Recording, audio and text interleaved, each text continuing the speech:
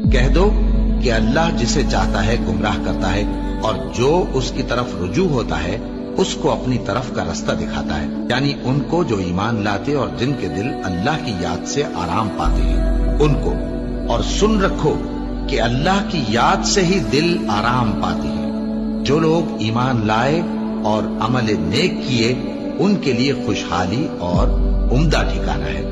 اور اگر شیطان کی طرف سے تمہارے دل میں کسی طرح کا وسوسہ پیدا ہو تو اللہ سے پناہ مانگو، بے شک وہ سننے والا ہے، سب کچھ جاننے والا ہے۔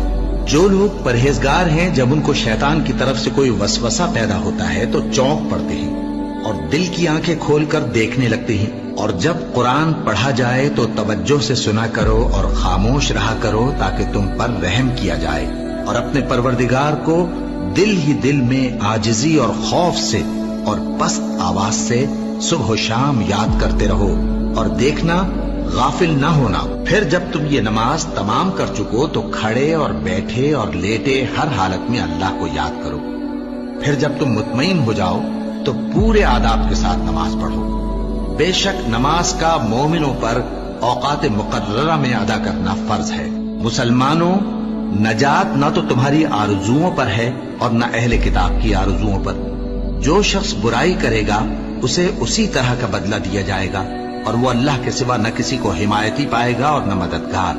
اور جو کوئی رحمان کی یاد سے آنکھیں بند کر لے یعنی تغافل کرے، ہم اس پر ایک شیطان مقرر کر دیتے ہیں تو وہ اس کا ساتھی ہو جاتا ہے، اور یہ شیطان ان کو رستے سے روکتے رہتے ہیں اور وہ سمجھتے ہیں کہ وہ سیدھے رستے پر ہیں، یہاں تک کہ جب وہ ہمارے پاس آئے گا تو اس شیطان سے کہے گا کہ اے کاش مجھ میں اور تجھ میں مشرق و مغرب کا فاصلہ ہوتا، تو برا ساتھی ہے۔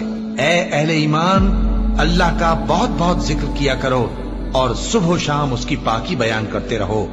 وہی تو ہے جو تم پر رحمت بھیجتا ہے اور اس کے فرشتے بھی، تاکہ تم کو اندھیروں سے نکال کر روشنی کی طرف لے جائے۔ اور اللہ مومنوں پر مہربان ہے۔ اور صبح و شام اپنے پروردگار کا نام لیتے رہو، اور رات کو بڑی دیر تک اس کے آگے سجدے کرو اور اس کی پاکی بیان کرتے رہو۔ اے نبی، یہ کتاب جو تمہاری طرف وحی کی گئی ہے اس کو پڑھا کرو اور نماز کے پابند رہو۔ کچھ شک نہیں کہ نماز بے حیائی اور بری باتوں سے روکتی ہے، اور اللہ کا ذکر سب سے بڑا ہے، اور جو کچھ تم کرتے ہو اللہ اسے جانتا ہے۔ مومنو، جو پاکیزہ چیزیں اللہ نے تمہارے لیے حلال کی ہیں ان کو حرام نہ کرو، اور حد سے نہ بڑھو کہ اللہ حد سے بڑھنے والوں کو دوست نہیں رکھتا، اور جو حلال و طیب روزی اللہ نے تم کو دی ہے اسے کھاؤ